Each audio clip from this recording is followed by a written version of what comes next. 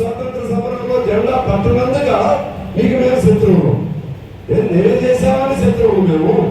కార్మికులు పేదవాడి కోసం ప్రాణాలు అర్పణ చేసినందుకు శత్రువులు. తెలంగాణలో నిజాం నవాబులు పారదోలిన వీరోచిత పోరాటాన్ని నడిపినందుకు శత్రువులు మేము. లేకపోతే కేరళలో పొన్నప్రాబాయి గారు లాంటి మన తెలంగాణ సాయుధ పోరాటం నడిపినందుకు శత్రువులు మేము. బెంగాల్లో పేదవాడి కోసం పోరాటం చేసినందుకు శత్రువులు. ఎందుకు శత్రువులు అంటే అందుకే శత్రువులు అని అంటారు వాళ్ళు. మీరు ఆ పేదవాడి కోసం నిలబడ్డారు కాబట్టి మా శత్రువులు అంటారు. మీకు స్నేహితులు ఎవరయ్యా? మీ స్నేహితులు ఎవరు? మేము శత్రువులు అయితే మీకు ఆదాని, అంబానీ, తాతాలు, బిర్లాలు, మహత్రాలు, లేదా పెద్ద పెద్ద వాళ్ళు మీకు స్నేహితులు, మేము మీకు శత్రువులు. అందుకే వాళ్ళందరూ ఏ పార్టీలో ఉంటారు. మీరు ఒకసారి ఆలోచించండి. ఒక్కడైనా కమ్యూనిస్ట్ పార్టీలో ఒక్కడైనా ఒక భూస్వామి మన దగ్గర ఉన్నా, ఒక పెద్ద ఎవరైనా ఒకడు మంచి గుణం కలిగిన వాళ్ళు ఉండొచ్చు. ఒక ధనికుడైనా మన పార్టీలో ఉంటారా? చూడండి.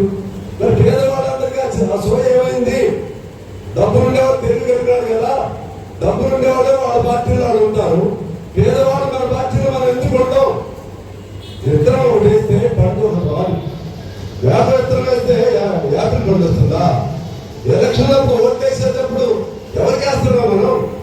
ఎవరి జెండా ఓట్లు వేస్తున్నారా? అందరూ మీరు రాదు. పేదవాడిగా నేను అడుగుతున్నాను. మీ జెండా అది, మీ తల్లి అది, మిమ్మల్ని కాపాడే జెండా. ఆ చెట్టు లాంటిది మన కమ్యూనిస్టు వృక్షం. చెట్టును కాపాడితే చెట్టు మనుషులు కాపాడుతుంది. చెట్టు వృక్షోరక్షిత రక్షిత అంటారు చూసారా? చెట్టుని కాపాడితే ఆ చెట్టే మనం రక్షిస్తుంది.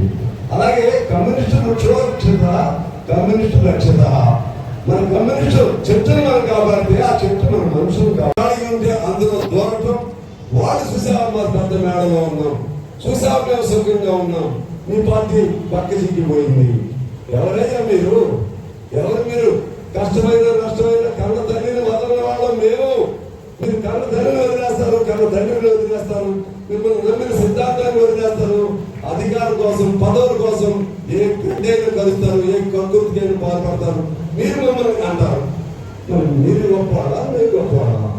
ఒక మాట మీద నిలబడ్డవాడు గొప్పవాడా? ఒక మాట కోసం నిలబడ్డవాడు గొప్పవాడా? నిలబడి ఒకే బాటలో నడుస్తున్నటువంటి వాడు గొప్పవాడా? ఎవరు గొప్పవాడు? న్యాయం కోసం నిలబడ్డవాడు గొప్పవాడా? అధికారం కోసం రోజుకో రంగు మార్చే మీరు గొప్పవాడా? అందుకని నేను అడుగుతున్నా మిమ్మల్ని, ఎర్ర జెండా మీరు మోస్తున్నందుకు గర్వంగా ఉండండి. ఎర్ర జెండా మనం భుజం మీద పెట్టుకున్నందుకు గర్వంగా ఉందాం. బతికున్నంత కాలం ఎర్ర జెండా పోతాం, మరణించిన తర్వాత ఆ ఎర్ర జెండా కప్పుకొని మరణిస్తాం. ఇది కమ్యూనిస్టుగా మనకు ఉండాల్సినటువంటి లక్ష్యం నేను మనం చేస్తున్నాను. ఇందాక చాలా చెప్పారు. చాలా మంది అనుకుంటారు మనకి ఇక్కడ సీట్లు ఇవ్వనుకుంటా. నేను అంటున్నాను, భారతదేశం మొత్తం లెక్క పెట్టండి కమ్యూనిస్టు ఉన్న ఓట్లు. మీ బీఆర్ఎస్ ఒక మూలగా సాగుతున్నా ఉంది. బీఆర్ఎస్ కాంగ్రెస్ ఉంటుందేమో, లేదా మీ టీడీపీ ఒక మూలగా సాగుతుంది. చిరంజీవి పార్టీ పెట్టాడు ఉందండి, వెళ్ళిపోయిందండి. పవన్ కళ్యాణ్ పార్టీ పెట్టాడు, ఒక చెయ్యి మిగిలింది. ఎందుకండి? ఆయన జగన్మోహన్ రెడ్డి పార్టీ పెట్టాడు, ఆయన ఒకవైపు మిగిలాడు. ఎందుకు అంటే అధికారం లేకపోతే బతకలేదు వాళ్ళు, పోతారు. కానీ మనం మంచిర్యాలలో ఉంటాం, కరీంనగర్లో ఉంటాం, ఖమ్మంలో ఉంటాం, కొత్తగూడెంలో ఉంటాం, హైదరాబాద్లో ఉంటాం, బెంగళూరులో ఉంటాం, మద్రాసులో ఉంటాం, ఢిల్లీలో ఉంటాం, అదేవిధంగా రష్యాలో ఉంటాం, అమెరికాలో ఉంటాం. ఈ భూభాగంలో ఏ మూలకైనా వెళ్ళండి ఎర్ర జెండా ఉంటుంది. మీ జెండాకి ఈ సరిహద్దు దాటితే మీ జెండా కనపడవు. మీకు మాకు పొంతన, మీకు మాకు పొంతన. ఎందులో మాకంటే మీరు ఎక్కువ నేను అడుగుతున్నా. ఈ మహామహులు మంత్రులు లేదా ముఖ్యమంత్రులు అనుకునే వాళ్ళు ఉన్నారే, వాళ్ళని నేను అడుగుతున్నా. మా గిరిప్రసాద్ కంటే మీరు గొప్పవాళ్ళ? మా పవనయ్య గారి కంటే గొప్పవాళ్ళ? మా శేషగిరావు గారి కంటే గొప్పవాళ్ళ? మా గుండా మల్లేష్ కంటే మీరు గొప్పవాళ్ళ? మీరందరూ మంత్రులు అయ్యారు. మంత్రులు అయితే గొప్పవాళ్ళ? మీరు దేనిలో మాకంటే మీరు గొప్పవాళ్ళు? త్యాగం చేయటంలో గొప్పవాళ్ళ? ధైర్యంగా పోరాటం చేయటంలో గొప్పవాళ్ళ? పేదల కోసం ప్రాణాలు అర్పణ చేయటంలో గొప్పవాళ్ళ? పేదల కోసం జైలుకి వెళ్ళడంలో గొప్పవాళ్ళ? ఎందులో మీరు మాకంటే గొప్పవాళ్ళు? ఎందులోనూ గొప్పవాళ్ళు. పదవుల కోసం పార్టీని మారటంలో గొప్పవాళ్ళు, గెలవడం కోసం డబ్బుని అక్రమ సంపాదించడం గొప్పవాళ్ళు, మాకు అయితే ఆ గొప్పతనం మాకు లేదు. నేను ఇప్పుడే మా శంకర్ చెప్పాడు, వీళ్ళు ఎన్కౌంటర్ జరిగిన ఆదిలాబాద్, ఉమ్మడి ఆదిలాబాద్ జిల్లాలో ఎక్కడ ఎన్కౌంటర్ జరిగినా మా మల్లేశ్వర అక్కడికి వెళ్ళి ఆ పంచనామా పోస్ట్ మార్టం చేయించి ఆ ఎన్కౌంటర్ లో మృతి చెందిన ఆ మృతదేహాన్ని వాళ్ళ ఇంటికి తీసుకెళ్లి అంత్యక్రియలు చేసిన తర్వాత ఇంటికి వచ్చి స్నానం చేస్తారని చెప్పి మల్లేశ్వరం గురించి చెప్పారు. అది కమ్యూనిస్ట్ లో ఉన్నటువంటి పేదవాడి పట్ల ఉన్నటువంటి నిబద్ధత.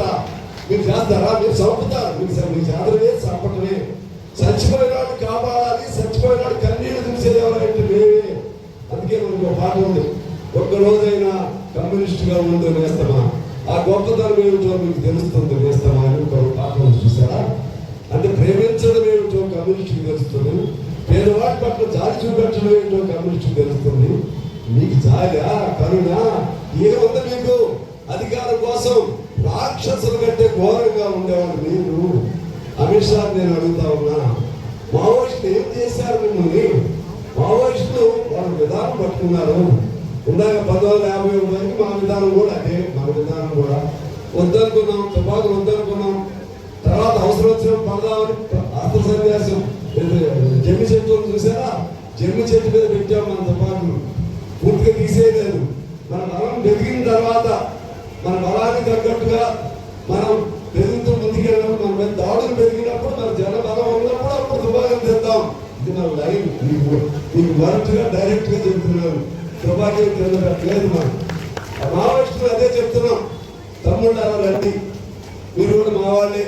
ఎందుకంటే మీ తల్లి మా తల్లి ఒకళ్ళే, సిపిఎం తల్లి ఒకళ్ళే, యూడీఎఫ్ వాళ్ళ తల్లి ఒకళ్ళే, జనశక్తి వాళ్ళ తల్లి ఒకళ్ళే, అందరి తల్లి ఒకళ్ళే. ఎందుకు? CPI Maoist, CPI new democracy, CPI Janashakti, CPI new democracy, అందరి తల్లి, అందరి ఇంటి పేరు సిపిఐఏ. అందుకే రమ్మని అడుగుతున్నాం మనల్ని. మన మార్గంలో వచ్చే వారికి ఓటు పడదాం.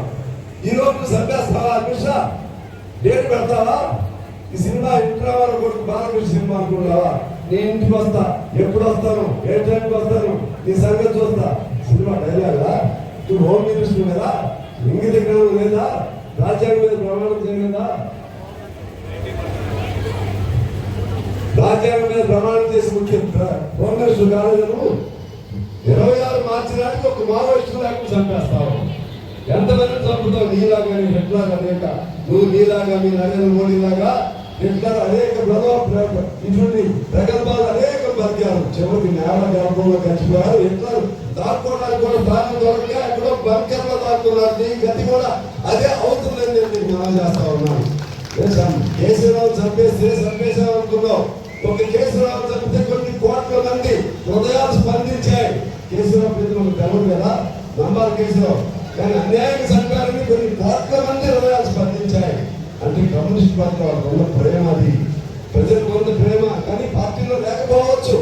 అందువలన ఈ కమ్యూనిస్ట్ వాళ్ళు మావోయిస్టు పేరుతో చంపేస్తే అడిగేవాడు ఉన్నాడు.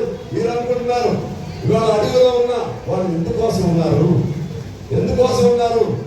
తింటాను తిండి లేక, బయట అందరిలా బతకలేకున్నారా? వాళ్ళు మనవాళ్ళే. మనకు కొద్దిగా గ్యాప్ ఉండొచ్చు, కానీ ఎందుకున్నారు అడుగులో? అడుగులో ఉన్నారంటే ఏదో ఈ సమాజాన్ని మార్చాలి. పేదరికమైన సమాజం కావాలి, అసమానత లేని సమాజం కావాలి.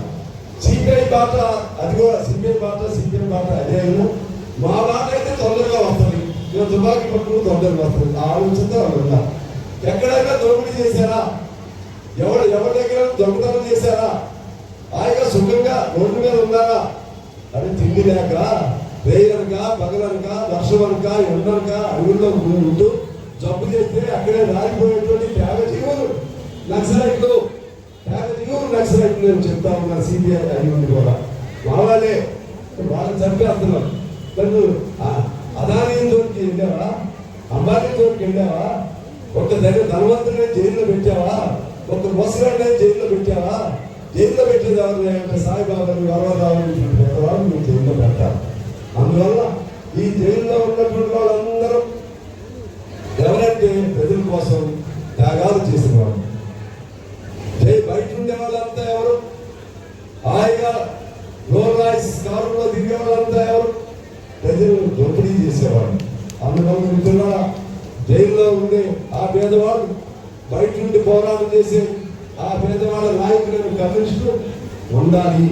ఉంటేనే ఈ ప్రపంచానికి, ఈ సమాజానికి ఒక బ్రతుకు తెరుగులాగా ఉంటుంది, ఒక నిశ్చలంగా ఉంటుంది. కాబట్టి మీ అందరూ కూడా నేను కోరుతున్నాను, ఎర్ర జెండాన్ని మర్చిపోవద్దు. ఎర్ర జెండాన్ని మీ గుండెల్లో పెట్టుకోండి. మీకు పోయేదేమీ లేదు. ఒక మాట చెప్పి సెలవు తీసుకుంటాను. చాలా మంది అధికార పార్టీలో ఉంటే నాకు ఏదో వస్తుంది అనుకుంటారు. వచ్చిందా? అధికార పార్టీలో కాంగ్రెస్ లో ఉన్నారు, ఇల్లు వచ్చింది, అందరికి వచ్చినాయండి. వాళ్ళకి ఉద్యోగాలు అందరికి వచ్చినాయా? అంతకుముందు ఇంకో అధికార పార్టీలో అందరికి అన్ని వచ్చినాయా? ఎవరికి ఏమి రాదు. అది భ్రమ. వెలుగులో ఆ లైట్ దగ్గర పురుగులు చూసారా? ఆ లైట్ దగ్గర పురుగులాగా వెళ్ళి ఆ పురుగు దాన్ని లైట్ కనుక్కుని మాడిపోయాడు. కాబట్టి అన్ని అర్థం చేసుకుని కమ్యూనిస్ట్ పార్టీని చిరస్థాయిగా నిలబెడదాం. రేపు రానున్నటువంటి ఎన్నికల్లో మున్సిపల్ కార్పొరేషన్ ఎన్నికలు జరుగుతాయి. మన సత్తాత్వం పెడదాం. ఒకనాడు నరసింహపట్నం పంచాయతీ మనం గెలిచాం. ఒకనాడు శ్రీరాంపూర్ పంచాయతీ నరసయ్య గారు ఆయన గెలిచారు. అక్కడ సీతారామ గారి భార్య వాళ్ళు గెలిచారు. మళ్ళా మన మల్లేష్ గారు అప్పుడు ఎమ్మెల్యే చేశారు. తర్వాత ఎంపీపీగా మన